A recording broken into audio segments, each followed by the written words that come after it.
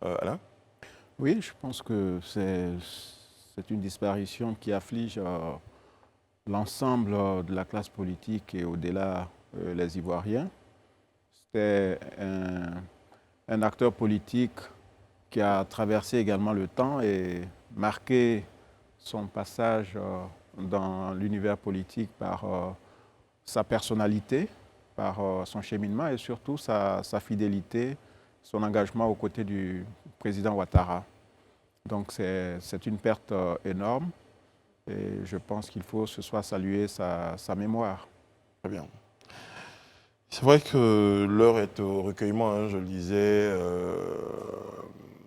mais il faut que l'institution fonctionne et justement, on parle de réorganisation, donc après la disparition du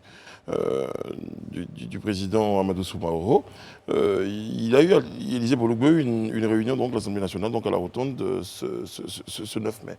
Oui, il y a eu effectivement une réunion à la Rotonde. À l'issue de cette réunion-là, il y a le secrétaire général Adra qui a fait un point de presse où il a expliqué un peu les résolutions de cette réunion-là. On retient à l'issue de cette réunion que la vice-présidente, Mme Kamara Aminata Épouse Tungara, a été désignée pour assurer la fonction de présidente par intérim de l'Assemblée nationale. Ceci conformément à la disposition. C'est ça, conformément à l'article 3, alinéa 2 du règlement de l'Assemblée nationale qui dispose qu'en cas de vacance de la présidence de l'Assemblée nationale par décès, par démission ou par empêchement absolu, l'intérim est assuré par le plus âgé des vice-présidents ou à défaut le suivant. Pour ce cas spécifique, je pense que c'est un peu le suivant parce que le plus âgé, on se rappelle lors de l'élection, de la désignation du président ou de l'élection du président défunt, le doyen c'était le député Diawara. Le député Diawara qui avait été désigné, ou du moins qui était reconnu comme le doyen. Et là, beaucoup se posaient la question de savoir mais par quel concours de circonstances on arrive à Mme Tungara.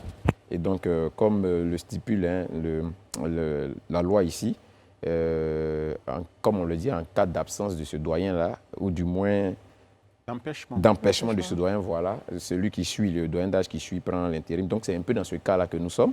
Parce que le doyen Diawara, selon les informations que nous avons, ne serait pas présent sur le territoire, qui serait absent.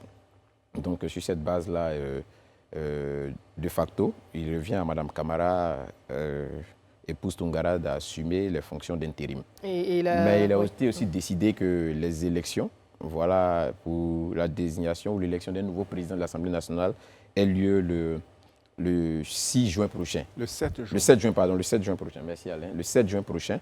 Et donc, les candidatures sont ouvertes jusqu'au 24 mai.